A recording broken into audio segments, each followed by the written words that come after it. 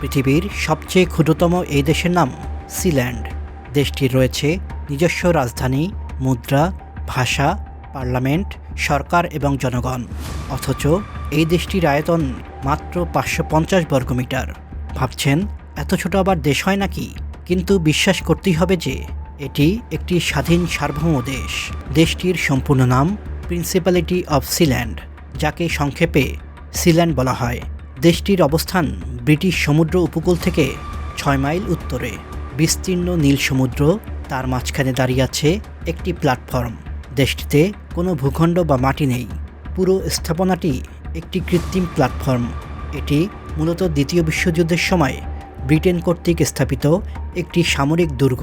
প্রথম দিকে একে ডাকা হতো রাফাস টাওয়ার নামে।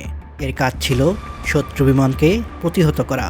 1975 সালে সিল্যান্ড থেকে রাজ্যের সংবিধান প্রকাশ করা হয়।